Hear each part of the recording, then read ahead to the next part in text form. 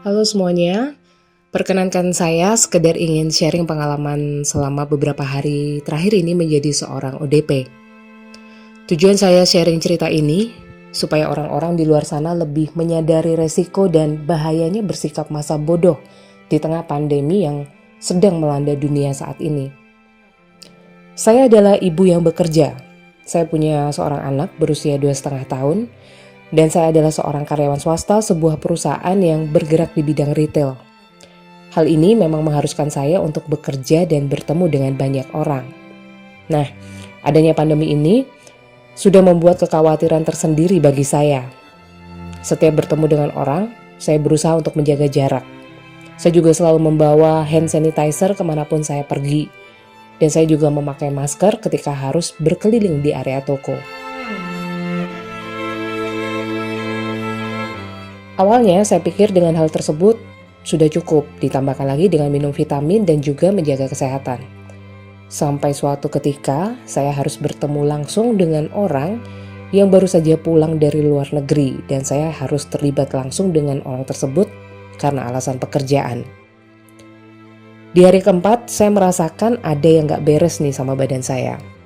Saya ngerasa sesak nafas dan juga nyeri di dada sebelah kiri. Saya merasa sangat terganggu sekali ya dengan sakit ini, karena sebelumnya memang saya belum pernah punya riwayat sakit pernafasan. Sore harinya saya langsung memeriksakan diri ke klinik dekat rumah saya. Namun dari hasil pemeriksaan ini, saya dikatakan baik-baik saja dan hanya diberi obat pereda nyeri. Keesokan harinya saya berangkat kerja seperti biasanya, masih dengan masker dan juga bekal hand sanitizer. Sampai di tempat kerja, saya mulai merasakan seluruh tubuh saya tremor. Yang akhirnya saya ketahui kalau itu adalah efek samping dari obat yang saya minum. Karena kondisi saya tersebut, saya kemudian meminta izin untuk besok tidak berangkat bekerja. Dan saya akan pergi ke rumah sakit untuk mengecek kondisi fisik. Karena saya benar-benar merasa ada yang gak beres sama badan saya. Hari Jumat sore saya berangkat ke rumah sakit dengan suami saya. Di rumah sakit saya jelaskan kondisi saya dan saya informasikan ke perawat bahwa saya bekerja di toko retail yang memaksakan saya untuk berinteraksi dengan banyak orang. Berdasarkan penjelasan saya, perawat tersebut menanyakan apakah saya akan tetap menunggu dokter praktek atau mau ke bagian Satgas COVID-19. Karena saya merasa khawatir, saya meminta untuk diperiksa di bagian Satgas COVID-19. Namun di sana saya ditolak karena saya dikatakan tidak memiliki riwayat untuk memenuhi syarat dilakukannya screening. Kemudian saya dirujuk oleh petugas untuk ke IGD dan sesampainya di IGD saya ceritakan keluhan saya, sesak nafas dan juga nyeri di bagian dada sebelah kiri. Di IGD pula saya sempat melakukan rekam jantung dan hasil rekam jantung menunjukkan hasil yang baik-baik saja, tidak ada masalah dengan jantung saya. Nah, ini sekedar informasi. Jadi untuk bisa di screening COVID-19 ini, syaratnya kita harus punya gejala, itu seperti sesak nafas, batuk, pilek, demam, dan juga punya riwayat perjalanan keluar kota atau berinteraksi langsung dengan orang yang pernah berpergian ke luar negeri dalam waktu dekat.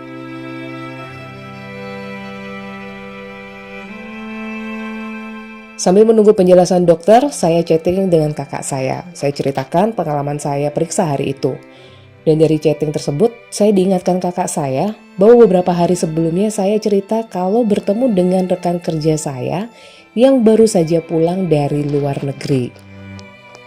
Saya langsung ke IGD untuk mendengarkan hasil diagnosis dokter dari hasil pemeriksaan saya.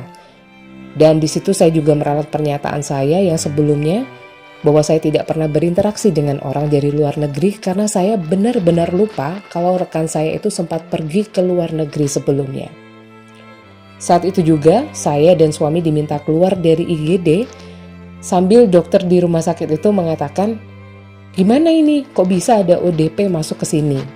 Wah, waktu itu jujur rasanya saya kaget banget ya dan tersinggung karena diusir dari IGD dengan cara seperti itu.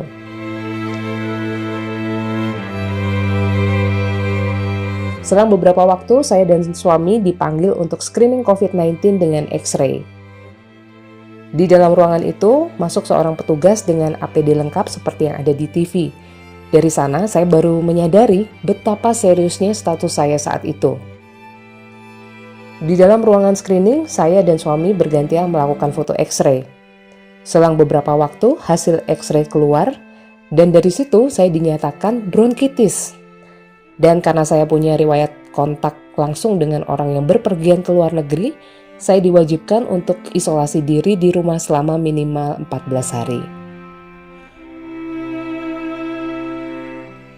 Saya merahasiakan status ODP ini kepada teman-teman saya karena saya khawatir akan membuat mereka cemas.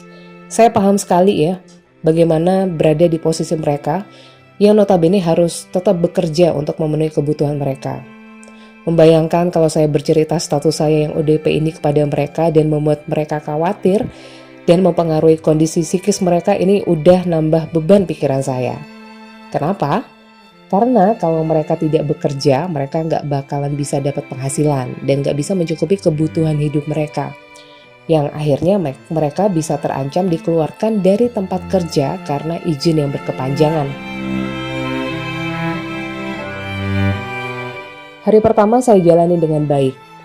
Hari kedua, saya mulai bekerja dari rumah sehingga bisa sedikit mengurangi beban pikiran saya dengan status saya dan kondisi saya. Hari ketiga, saya mulai nggak bisa nahan rasa rindu saya kepada anak saya. Hari keempat, saya mulai berpikir, kenapa harus saya? Kenapa orang yang bertemu dengan saya masih bisa pergi kemana-mana? Sedangkan saya harus mengisolasi diri, nggak bisa bertemu dengan orang-orang yang saya cintai. Dan dari situ, saya terketuk untuk berbagi cerita ini. Bagi kalian yang memiliki potensi tinggi membawa atau carrier virus ini, tolong ya, dengan segala hormat, tolong pikirkan juga orang lain. Kalau nggak penting sekali, sudahlah lebih baik di rumah saja. Nggak perlu pergi-pergi ya. Aku mohon banget ini, kasihanilah kami yang harus berjuang untuk keluarga kami.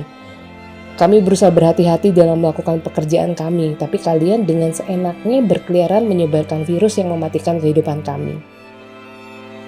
Untunglah saya masih bisa menitipkan anak saya kepada orang tua saya, sehingga saya bisa mengisolasi diri dengan menitipkan anak saya kepada orang tua saya.